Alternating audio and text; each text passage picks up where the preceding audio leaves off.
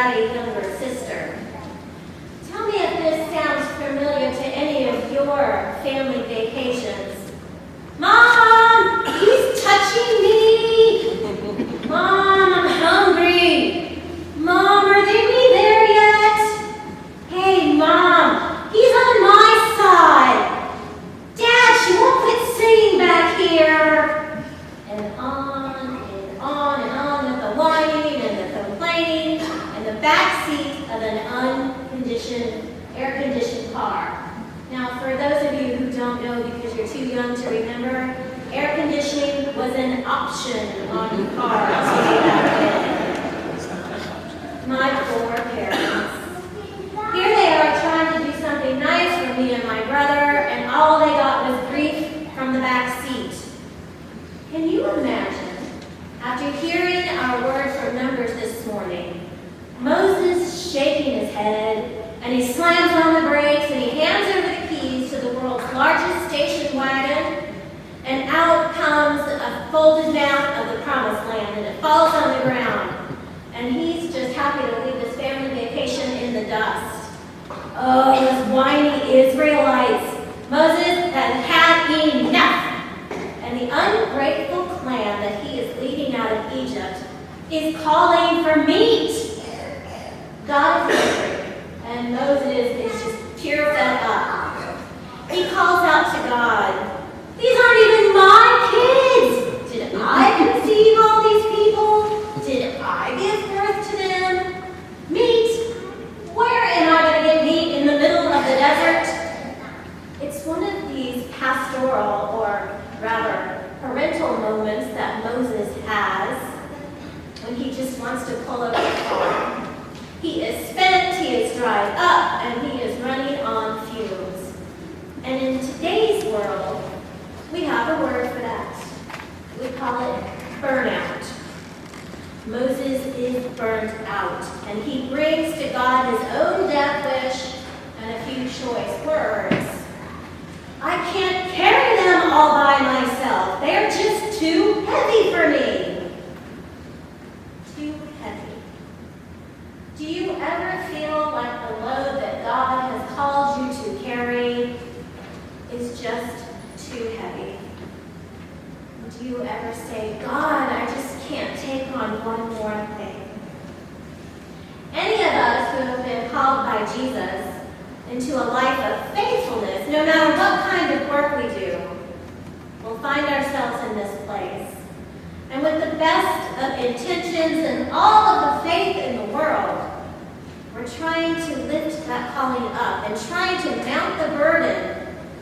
But beneath us, our knees are buckling from the weight, and we wish we could just drop it all and walk away.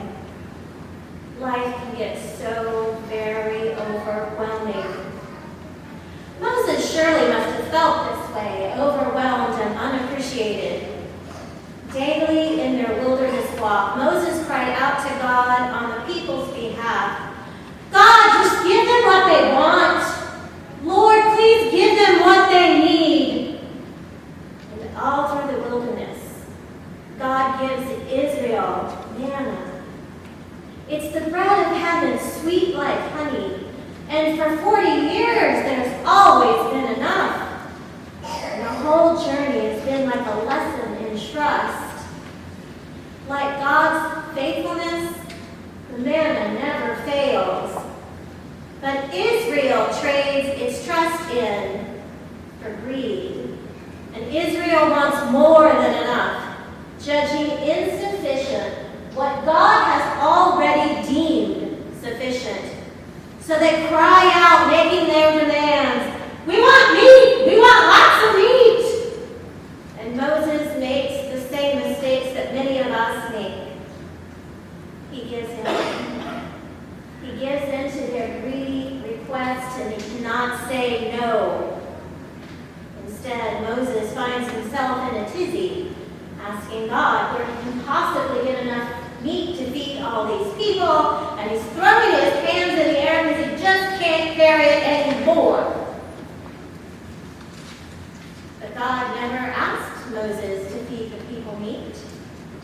They didn't need meat in the first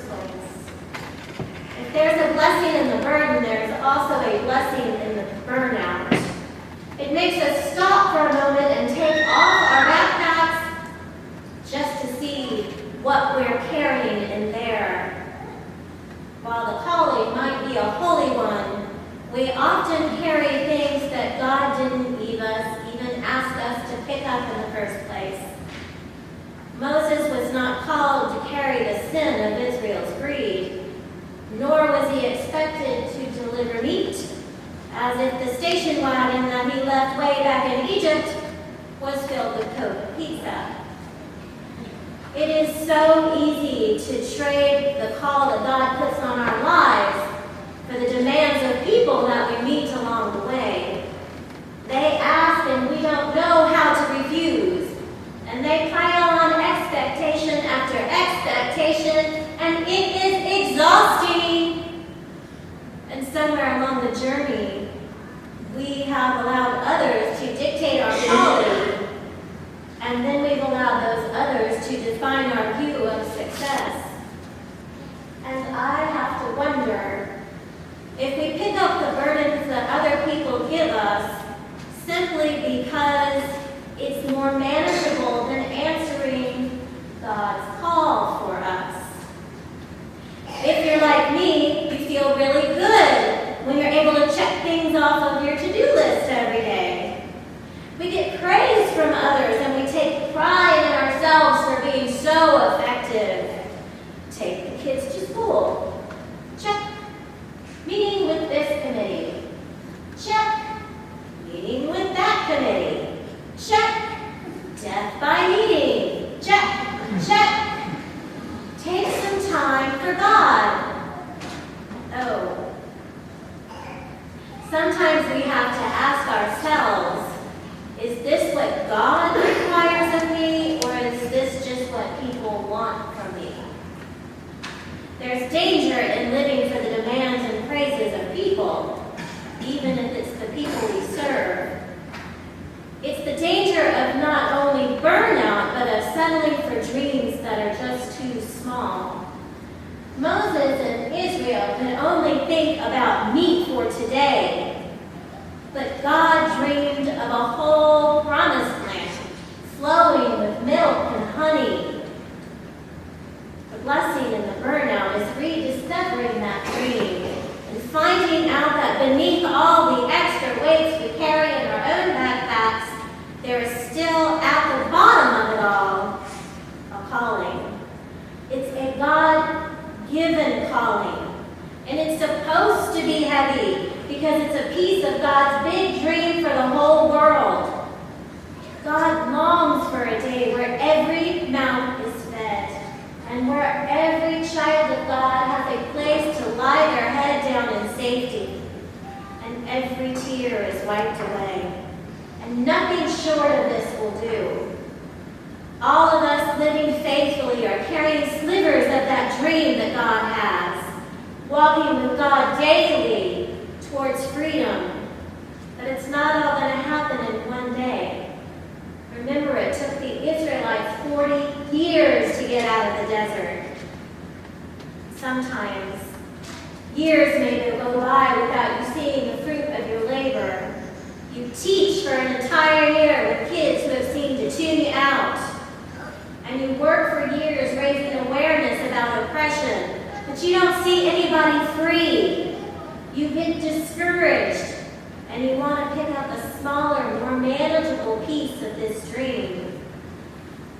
But remember, pleas for instant gratifications don't work out too well, as we saw in our story today.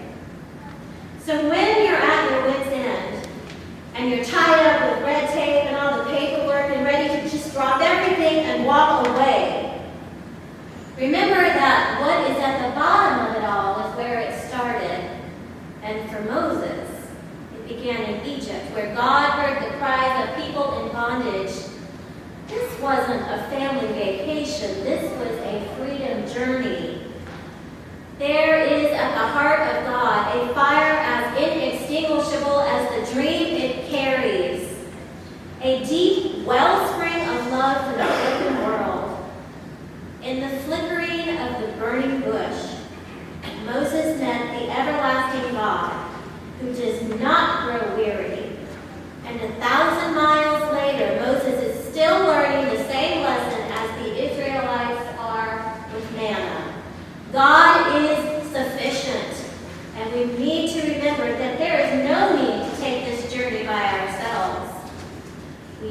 ourselves to God, all of us who are weary and heavy burdened, is there any load that Christ has not already bore?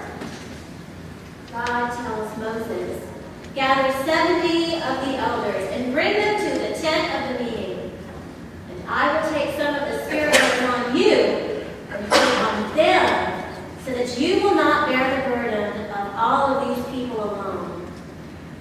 And that's God's answer to Moses pulling over the station wagon. 70 people to help him carry this heavy load. And God gives us people to share our load as well. We call it the church. Sometimes we grumble and we bicker in the back seat, but we pull together as a community and a family that is here at St. Mark. And the church, why? The church Catholic. We share our loads and we share our prayers, we share our tears and our casseroles, our communions and our baptisms. And we are blessed today to be a witness to the baptism of Earl Michael. And in a few minutes we will join with Abby and Mike as we promise to help Earl grow up in his faith, that he may know the love of the Lord and he walks in the way that God has already ordained for him. Our loads are bigger than any of our own lives, but so is this church. For we are also surrounded by a great communion of saints, joined in our work by all the faithful who have gone before us. So together across the ages and places, there are thousands and thousands of us, marching together towards the heavenly throne, shouldering together God's big dream for the world.